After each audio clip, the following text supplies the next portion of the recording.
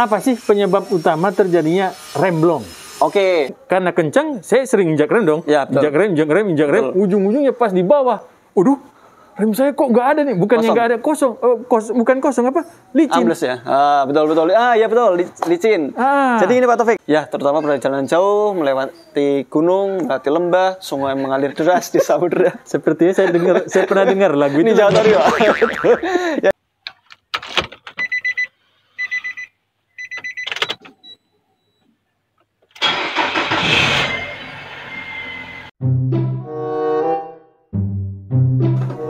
Assalamualaikum, Mas Ardi. Waalaikumsalam warahmatullahi wabarakatuh, Pak Taufik dan juga Sobat HPdia. Gimana kabarnya, Pak? Alhamdulillah, Mas Ardi. Ini kelihatannya lagi rame, Mas, kawan-kawan ya. Ya, ini sore, Pak. Sore. Udah pulang. Oke, Mas Ardi, tema kita sudah banyak. Bagi dari mesin segala macam, rem gitu ya, AC. Nah, ini bisa nggak kita di konten kali ini kita ngebahas tips-tips? Oh, terutama untuk saat ini yang jarang sekali atau bahkan sering diabaikan oleh pengguna kendaraan terutama mobil ya, itu adalah rem, Pak. Kasus rem. Dan belakangan kan kita sering ada ini ya, berita-berita di TV-TV nasional itu masalah rem blong, dan kecelakaan dan lain sebagainya. Itu yang mengakibatkan kepada kecelakaan. Ya.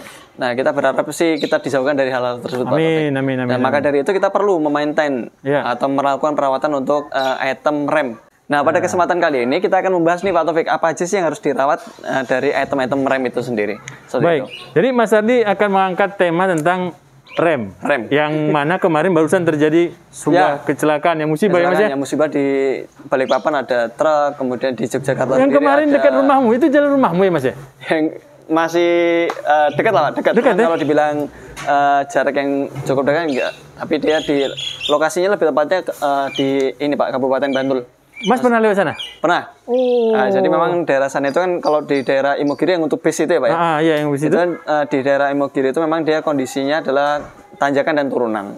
Tapi di sana ada wisata seperti hutan pinus, kemudian ada kebun buah. Iya, benar. Seperti itu. Nah, ini akan kita cek apa saja sih untuk mobil-mobil atau item-item yang ada di mobil yang harus dicek, terutama dalam kasus ini adalah rem. Oke, baik. Mari kawan-kawan, kita coba dengarkan saran dan tips dari Mas Ardi masalah rem. Ya, tentunya kalau untuk rem sendiri Pak, tapi kita harus mengecek yang paling sering dicek adalah minyaknya. Minyak remnya dulu ya? Ya, minyak remnya dulu. Oke.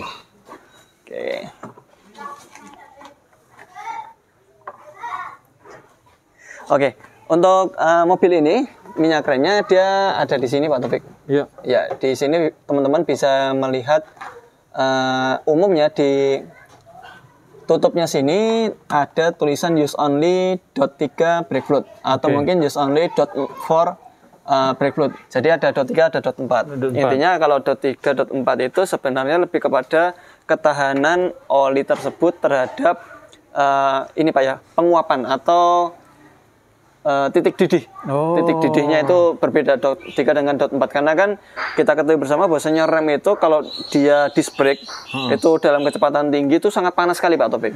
Itu berakibat kepada panas tersebut akan diantarkan ke kampas rem, kemudian ke piston sampai nanti imbasnya ke minyak remnya. Ketika pistonnya atau penampangnya ini tadi dia panas, maka mengakibatkan minyak remnya ini tadi bisa saja dia menjadi mendidih seperti itu.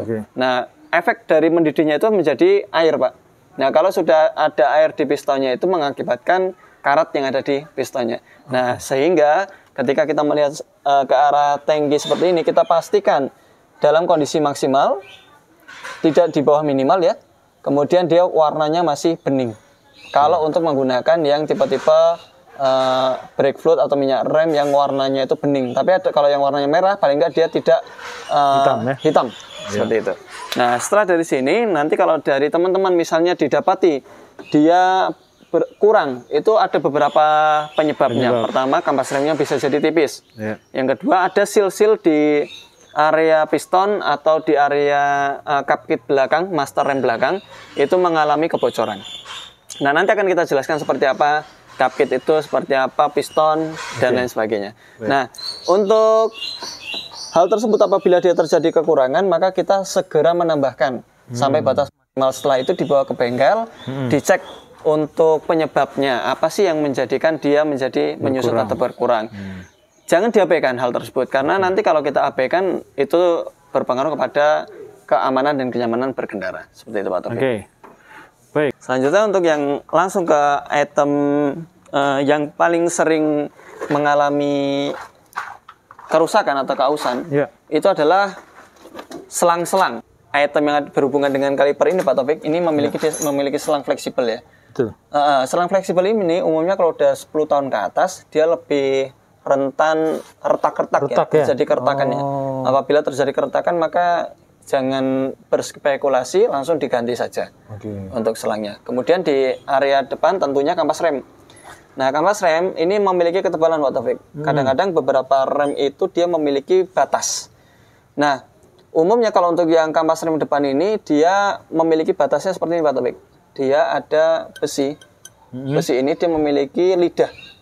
Nah, lidah ini adalah batas minimal kampas. Apabila dia lidah ini sudah terkena piringan, maka dia akan timbul bunyi.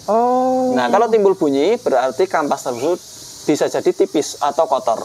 Tapi umumnya kalau dia besi ini ketemu dengan disc brake, maka dia akan menimbulkan bunyi sering ketika dia jalan tanpa diinjak remnya. Iya, benar.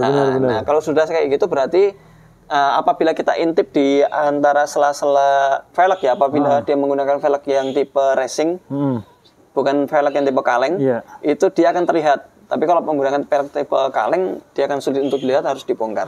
Nah, yang harus di-maintenance adalah ini Pak, kampas remnya ini dia harus dibersihkan. Karena kalau kampas remnya ini dia kotor, pasti kan dia kan akan bersinggungan dengan yang namanya kotoran pasir, bisa jadi ada biji-biji besi masuk ke dalam sana. Ini yang kemakan adalah ininya, rotor disknya. Jadi rotor disknya ini bisa beralur nggak rata, atau bisa jadi ketika dia melakukan pengereman, dia bisa berombak. Nah, itu yang membuat kecepatan tinggi atau turunan, itu rem menjadi getar. Nah, dari sisi sini, ini kampasnya, kalau kita misalnya buka seperti ini, nah di sini ada piston. Oke. Nah, untuk piston ini, dia memiliki karet pengaman. Ini kita sebut kondom ya. Kondom di bagian sisi luarnya ini dia memiliki usia juga Pak Taufik. Ketika dia usianya, ini kan dia kan pistonnya kan akan menekan keluar masuk. Seperti itu. Nah, ini ketika dia sudah aus, maka dia bisa sobek. Karena terjepit, bisa jadi karena terjepit, bisa jadi karena usianya.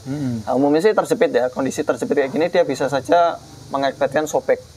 Nah, kalau sudah sobek nanti debu itu bisa masuk ke dalam. Akhirnya piston ini selain dia karena di dalam itu minyak remnya mengalami kemedian ya, itu bisa berkerak, dan dari sisi luar dia bisa kemasukan debu. Akhirnya piston menjadi macet. Nah, apabila teman-teman mengendarai mobil, kemudian tahu-tahu mobilnya ada kayak narik yang padahal dia sudah disporing, itu bisa jadi karena rem ada yang macet. Nah, piston rem ini apabila dia macet, dia mengakibatkan setir jadi narik ke kiri atau narik ke kanan, tergantung macetnya sebelah mana. Kalau macetnya sebelah kanan, dia akan narik ke kanan. Salah satu rem itu, roda itu tidak berfungsi ya? Ya, betul. Bisa jadi dia pertama nggak fungsi, atau yang kedua nggak balik Pak. Nggak balik. Jadi dia bisa ditekan ke depan, bisa menekan, kondisinya bisa menekan kampas, tapi dia nggak balik ke belakang. Iya, betul, karena dia kondisinya macet. Atau mungkin malah justru dia sama sekali tidak mau ngerem. Akhirnya direm menjadi seperti loss ya. Ketika dia direm, dia nggak kunjung berhenti. Itu juga bisa karena mobil jarang dipakai kemungkinan. Nah, seperti itu. Nah, seal-nya di dalamnya ini seperti apa? Ini kita di sini udah ada teman-teman. Ini ada spare part genuine seal ya untuk yang tipe Elgrand ini, tapi ini belakang, sebelah belakang. Nah, sealnya di dalam ini seperti ini Pak, seperti gelang. Ya mirip-mirip, sebenarnya ini fungsinya adalah ring ya. Dia memampatkan ini piston yang ada di sini, sehingga dia bisa terdorong oleh minyak rem. Nah, seperti itu. Apabila di sisi luarnya ini ada kondomnya ya. Ya, penutup debu. Penutup debu. Nah, ini dia mengalami sobek di area sini, maka piston bisa kemasukan kotoran dari area luar. Sehingga piston bisa macet dan mengakibatkan sisi dalam sini minyak rem bisa saja bocor karena kotoran yang ada di lintasan seal ketika dia bergerak. Nah, untuk itu ketika terjadi sobekan, maka jangan diabaikan. Ketika terjadi sobekan, maka harus diganti ini, seal kitnya ini namanya. Nah, ketika pembongkaran nanti kan sekalian dicek Pak untuk ininya, kondisi pistonnya. Apabila dia berkarat karena efek minyak rem yang jenuh di sana, atau mungkin karena minyak rem yang sempat mendidih, itu mengakibatkan karat di area piston, maka itu bisa kita lepas, kita bersihkan pistonnya sebelum piston mengalami korosi. Betul. Karena nanti kalau udah korosi, piston bisa kemakan bagian sisi dalamnya. Seperti itu. Nah, berikutnya adalah piringan. Piringan ini juga setelah tadi kita singgung sedikit, di sini piringan ini harus rata Pak Taufik. Ini nggak boleh rata, nggak boleh ada sejenis kayak karat. Karena nanti kalau ada karat seperti ini mengakibatkan tergulung. Ketika dia ngerem, rem atau karat tersebut, dia nempel di area kampas. Sehingga yang terjadi, dia memakan dirinya sendiri. Ini jadi memakan tromol, ininya, cakramnya. Piringannya ini. Ini karat disebabkan oleh apa Mas? Air Pak, karena dia terlalu lama parkir atau gimana? Terlalu lama parkir, kemungkinan mobil ini jarang dipakai, karena mobil ini Elgrand ya, cc-nya lumayan besar. Nah ini jarang dipakai sehingga dia kena air hujan, dia bisa berkarat seperti ini. Dibiarkan gitu ya? Dibiarkan saja seperti itu. Nah ini karena dia melakukan perjalanan, karat tersebut nanti akan tersapu oleh kampas rem.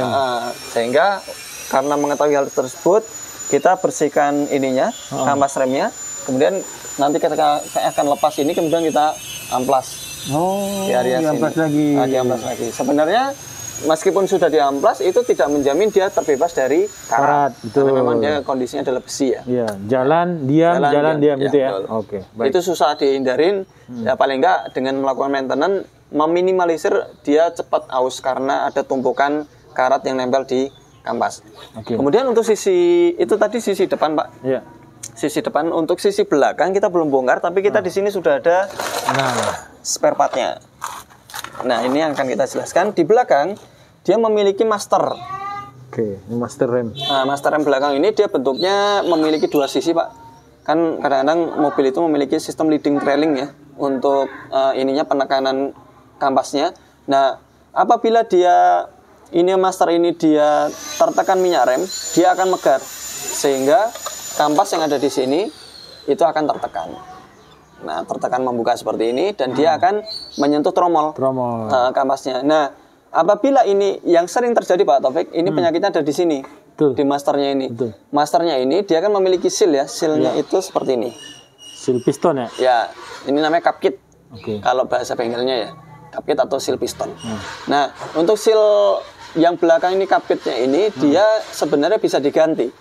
Apabila dia mengalami yang namanya rembes. Ya, betul. Jadi kalau dia rembes teman-teman, ini juga ada karet pelindung protektornya. Apabila dipencet seperti ini,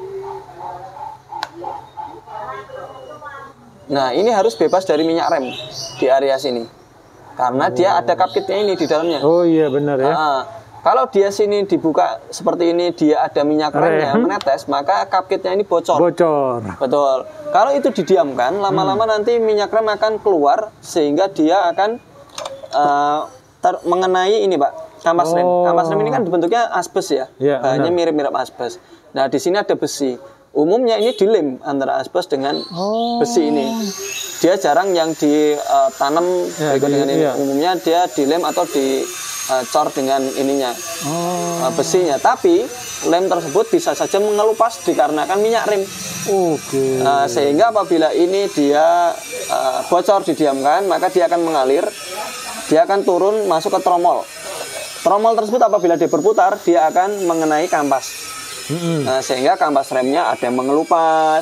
Nah, nanti kita insertkan videonya yang mengelupas. Jadi kampasnya ini terlepas dari besi ini? Dari besi ini. Nah, sehingga ketika dia kampas terlepas dari besi, rem atau roda menjadi macet. Karena kampasnya ini tadi dia akan ikut tergulung. Nah, dia akan mendapatkan celah yang tersempit, sehingga pada celah tersebut dia akan macet.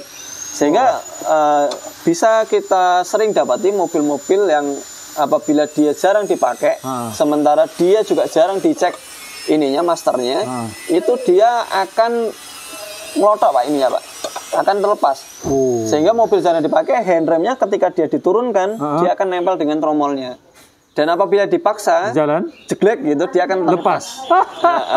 Nah, apabila dia udah terlepas, mungkin dalam waktu 1-2 kilometer ketika remnya dimainkan masih aman. Tapi ketika remnya itu tadi dimainkan, kemudian misalnya dia ingin berhenti, dia ngerem, dia buka seperti ini, maka dia kampas ini tadi lama-lama akan ikut terbawa oleh tromol.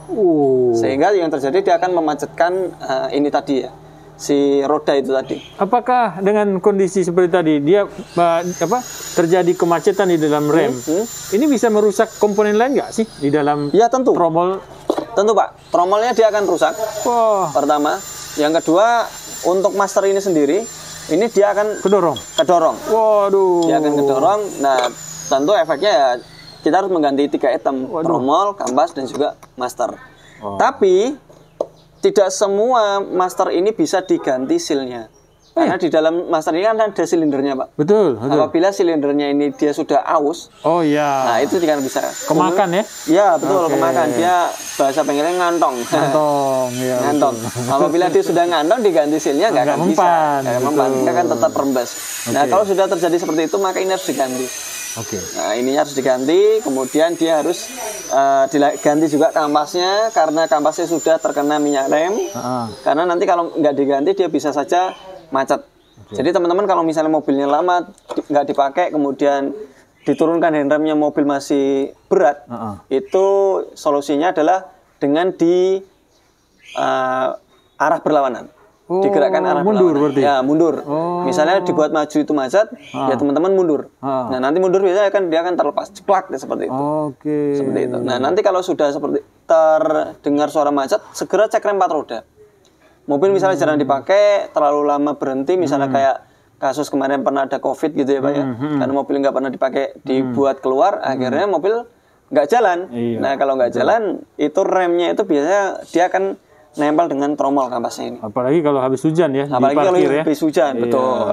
Seperti itu. Nah, umumnya untuk cek rem seperti ini Pak Taufik, itu dilakukan minimal 10.000 km sekali. Minimal 10.000 km. 10.000 km sekali. Jasa untuk pengecekan bervariasi mulai dari 100 sampai dengan 300.000. Hanya untuk mengecek 4 roda, tergantung tingkat kesulitannya. Seperti itu. Nah, kita sekarang berbicara harga aja kali Pak Taufik. Sebelum harga, apa itu? Ada pertanyaan Mas Adi. Apa sih penyebab utama terjadinya rem blong? Tentunya rem itu kan dia ditekan oleh minyak rem. Betul. Jadi gini Pak Taufik, ada beberapa sistem penggerak untuk rem ya. Jadi ada yang sistem menggunakan sistem angin, ada yang menggunakan sistem hidrolis. Sistem angin ini umumnya di mobil itu yang digunakan untuk mobil-mobil besar.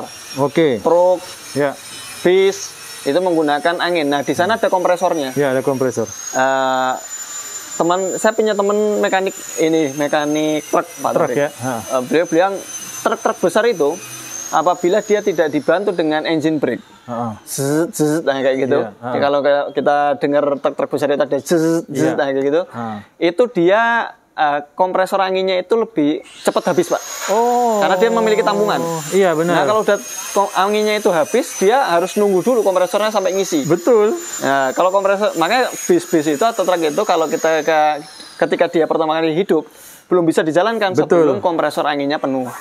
Seperti itu. Nah nanti kalau kompresor angin untuk remnya itu tadi dia misalnya penuh, itu baru bisa dioperasionalkan. Atau paling nggak sudah mendapatkan standar untuk pengeremannya.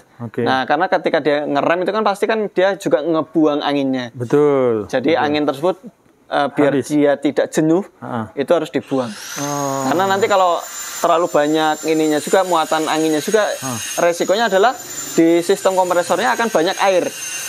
Nah, makanya kan kalau truk-truk besar itu harus dibuang anginnya supaya air juga ikut kebuang. Karena angin itu kalau terlalu lama dikompres, dia akan berubah menjadi air.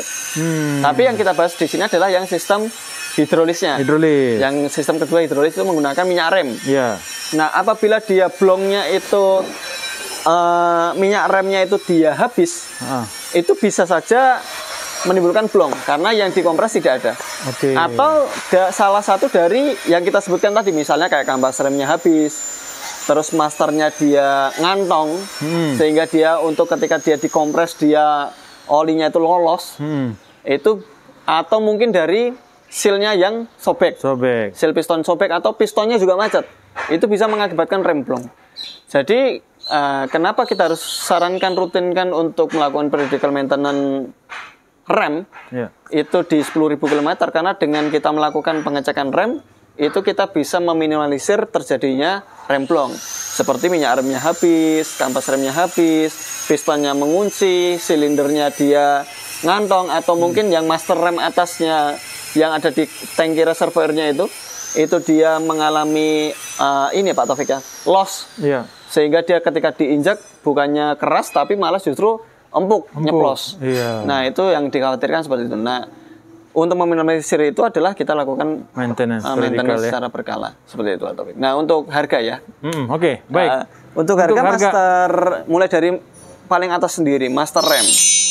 Di master rem harganya mulai dari 1 sampai dengan 2 juta. Tergantung tipe model. Ada juga yang di bawah 1 juta juga ada. Nah, tapi rata-rata 1 sampai dengan 2 juta untuk mobil-mobil sekarang. Kemudian di sana ada booster remnya juga. Booster rem ini juga berpengaruh Pak Taufik.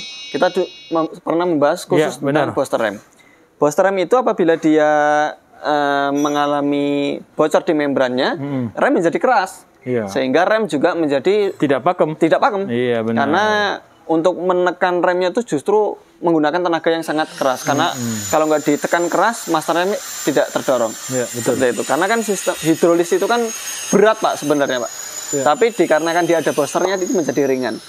Kemudian yang berikutnya adalah selain master rem, kemudian juga booster, selang-selang. Untuk boosternya sendiri tadi harganya 1.500.000 sampai dengan 3 juta ya.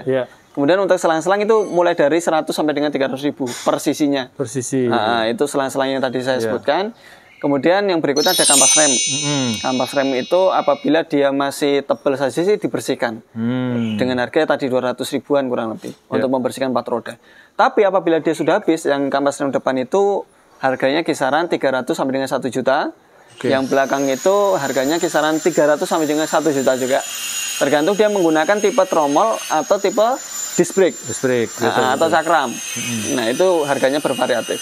Kemudian dari sisi seal-nya sendiri itu umumnya harga 300.000 sampai dengan 700.000 rupiah. Seal-nya depan belakang. Kalau untuk cupcake-nya murah, itu ada harga mulai dari 5.000 sampai dengan ya 50 ribuan lah mahal-mahalnya untuk cupcake yang belakang. Tapi itu lebih sering bocor Pak. Yang lebih sering kita jumpai di bengkel dia mengalami bocor itu adalah di cupcake-nya itu tadi yang ini. Plastik ini ya? Ya, cupcake-nya ini murah. Karet ya? Karetnya ini murah. Tapi dia lebih sering bocor. Gitu. Karena dia rentan sekali bekerjanya. Kemudian untuk masternya sendiri, ini master kisaran harga 100 sampai dengan 1 juta. Tergantung. Itu dijual terpisah nggak sama pistonnya Mas? Dijual terpisah. Oh, jual terpisah. Jadi di dalam itu ada master sendiri seal. Tapi kalau dia sudah ngantong, berarti kan silindernya kena. Kalau silinder harus ganti segini. Satu set seperti ini.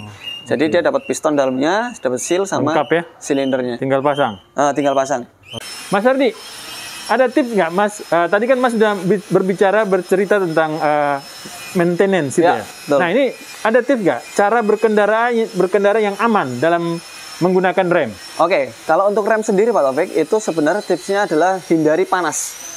Jadi ketika rem ini kan dia kan hanya dilengkapi dengan ini ya, seal, kemudian dia ada cup kit. Itu kan dia kalau dia kondisinya panas, karet itu kan dia kan akan tidak sesuai dengan fungsinya Pak. Bisa jadi dia loss, blong seperti itu. Nah, seperti untuk yang kasus bis-bis itu kan, dia kan mungkin karena dia kondisinya dia terlalu panas dan juga anginnya habis itu mengakibatkan remnya blong. Tapi saya di luar itu. Kita mobil-mobil kecil, mobil-mobil kecil sama. Ketika dia mobil tersebut kondisinya panas, itu sebaiknya istirahat dulu, berhenti dulu. Panas di sini diakibatkan oleh apa Mas Ari? Ya, pertama panasnya karena memang perjalanan jauh. Kedua karena tanjakan atau turunan. Nah, kondisi turunan itu kan lebih sering ngerem Pak Taufik. Lebih sering ngerem, apalagi kalau turunan macet seperti di puncak. Nah, itu jangan sampai kita terlena terlalu lama-lama menggunakan mobil dalam kondisi panas. Motor saja dalam kondisi panas itu bisa saja matic Pak Taufik, lebih sering ya. Itu loss remnya. Itu matic, apalagi untuk yang mobil. Mobil juga pernah saja terjadi ketika dia turunan panjang, itu dia sering ngerem, itu mengakibatkan seal-seal atau piston itu menjadi panas. Panas berlebih itu mengakibatkan si karet-karet ini bisa saja melar. Karena karet itu kan kalau kena panas lebih rentan kepada melar, Pak Taufik. Nah, itu sebaiknya ketika turunan panjang, mungkin kayak di area mana, Pak Taufik? Nah, saya pernah kejadian Mas Adi di daerah Wonosobo, Jogja, Jakarta via Wonosobo keluar ke Pantura. Nah, di situ kan banyak turunan tuh. Nah, habis turunan-turunan tersebut, nah ini kesalahan saya ya. Kesalahan saya turunan bukannya menahan gas, malah menginjak gas. Karena keasikan untuk memburu ke depan gitu kan. Pas di depan, berarti kan karena kencang, saya sering injak rem dong. Injak rem, ujung-ujungnya pas di bawah. Waduh, rem saya kok nggak ada nih, bukannya nggak ada, bukan kosong, apa? Licin. Ambles ya? Betul. Ya betul, licin. Jadi ini Pak Taufik, di antara, saya sampaikan sedikit ya teman-teman. Di antara rem ini kan kampas ya. Betul. Ini hindarin yang berbahan terlalu banyak asbesnya. Karena apabila dia panas, menjadi licin. Apabila dia panas itu menjadi licin. Jadi selain kita memikirkan faktor seal-nya, kita juga pikirkan faktor kampas rem. Sebisa mungkin jenengan ganti yang kampas remnya original. Original, kalau original udah pasti lewat QC pas, Pak. Nah, ketika panas kecepatan tinggi ini bisa saja menjadi licin, Pak Taufik. Betul. Keras dan licin. Nah, itu kalau keras tambah keras ketemu dengan disc brake itu kan jadikan licin. Licin, benar. Nah, apabila dia licin di rem dia akan loss. Benar. Nah, itu yang terjadi untuk mobil-mobil disc brake ya. Disc brake itu ada kelebihannya, dia ngerem lebih pakem. Tapi ketika dia mendapatkan panas berlebih, dia justru akan mengakibatkan ininya menjadi licin. Seperti itu. Mungkin yang Pak Taufik rasakan adalah seperti itu, Pak Taufik. Bahan dari kampas ini, dia mungkin berbahan asbes yang tinggi, itu mengakibatkan dia untuk pengereman menjadi licin ya. Berarti itu, saya juga harus dari sejak itu saya lebih berhati-hati Mas dalam berkendara, terutama dalam turunan. Betul. Nah, itu selain dari kampas sendiri juga bisa jadi karena pistonnya, Pak Taufik. Piston memuai sehingga dia ketika dia terjadi pemuaian tersebut, piston menjadi ngunci. Seperti tadi kita jelaskan, ketika waktunya dia harusnya ngerem karena dia kondisinya macet, itu jadi dia tidak bisa mengerem. Panas terus ya? Betul, panas terus. Umumnya adalah ketika hal tersebut terjadi, piston itu mengunci, dia nggak mau mendorong. Di sisi yang lain, kampas remnya panas, sistemnya asbes, itu menjadi licin. Sehingga kedua item ini yang mengakibatkan rem tersebut menjadi blong ya. Seperti itu, Pak Taufik. Mas Ardi, saya mau menyampaikan satu kebiasaan yang biasa saya lakukan. Apakah ini benar atau tidak? Jadi, pada saat saya perjalanan jauh, berhenti di suatu tempat, apakah itu makan, sholat, isi bensin gitu ya. Saya selalu menyentuh atau memegang tromol atau velg. Itu gimana Mas Ari? Ya sebenarnya sih hal-hal tersebut adalah lumrah ya. Seseorang itu megang pengecekan rem supaya dia tahu nih kondisinya ini panas berlebih atau enggak. Karena kan gini, Pak. Nah, ketika dia pemilik kendaraan itu memegang ini velg ya, Pak Taufik. Velg ini dipegang, dia mengecek panas atau tidaknya, itu lumrah, nggak apa-apa. Dan itu memang salah satu cara untuk mengecek kondisi rem ini macet atau enggak. Karena kalau dia misalnya rem itu macet, Pak Taufik, dia kan akan selalu ngerem ya. Betul. Dan kalau teman-teman memegang velg ini, antara velg depan, kanan, dan kiri dia memiliki panas yang berbeda. Itu bisa jadi indikasi dari rem tersebut mengalami kemacetan. Nah, kalau rem mengalami kemacetan, sebaiknya segera dilakukan perbaikan atau pengecekan di bengkel terdekat. Berarti tipsnya seharusnya sebelum kita berangkat jauh, maintenance rem dulu.